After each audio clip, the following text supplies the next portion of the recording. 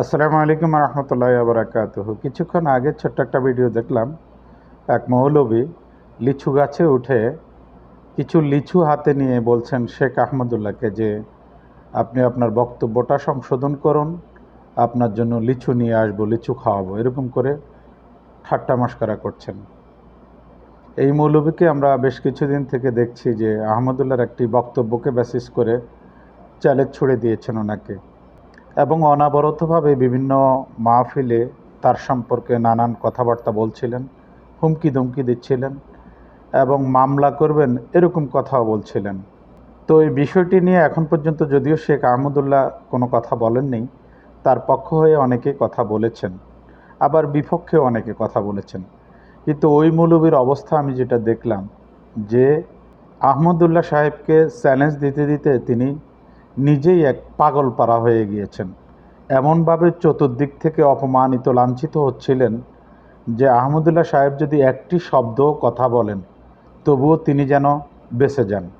কিন্তু শায়েখ আহমদুল্লাহ অত্যন্ত বুদ্ধিমত্তার পরিচয় দিয়ে এই বিষয়টাকে সম্পূর্ণ এড়িয়ে গিয়েছেন। তো আমার কাছে একটি বিষয় মনে হয়েছে, আসলে অনেক সময় জবাব দিয়ে যতটুকু না শিক্ষা না দেওয়া যায়, কিছু কিছু বিষয় আছে শুধুমাত্র ইগনোর করে তার চেয়ে বেশি চরম শিক্ষা বা জবাব দেওয়া যায়। তাই হয়েছে এই কথিত ভাইরাল মৌলবীর। কারণ হাজারো তোড়জোড় এবং বক্তব্য দেওয়ার পরেও শেখ আহমদুল্লাহ তার কথার আজ পর্যন্ত একটা শব্দ উত্তর করেননি।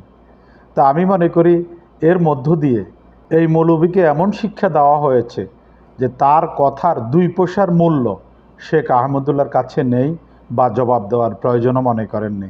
আর যে কারণে শেখ আহমদুল্লাহ নীরব আছেন।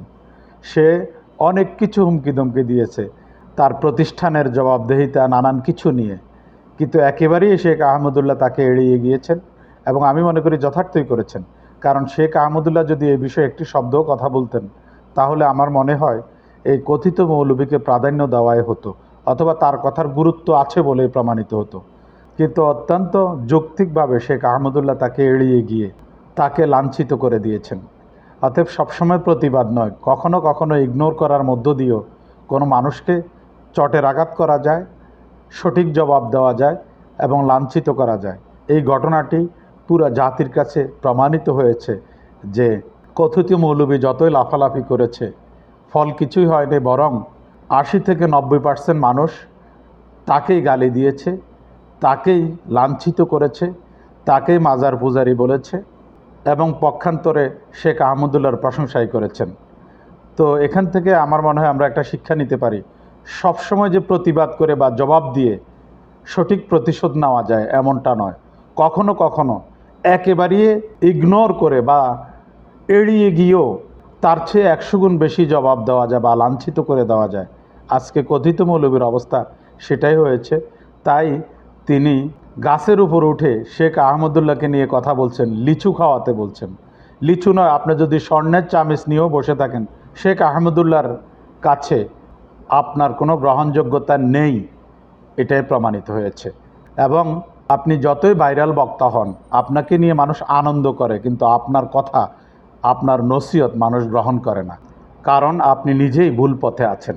আমি অনুরোধ করব আল্লাহ যাতে আপনাকে সঠিক উপলব্ধি দান করেন এবং শিরক বেদাতের পথ ছেড়ে হকের পথে আসার সুযোগ করে দেন এবং মানুষের প্রতি শ্রদ্ধা, সম্মান এবং ভালোবাসা পোষণ করার তৌফিক দান করেন।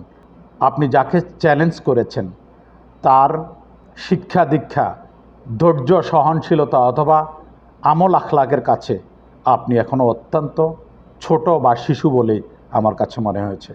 ধন্যবাদ সবাইকে।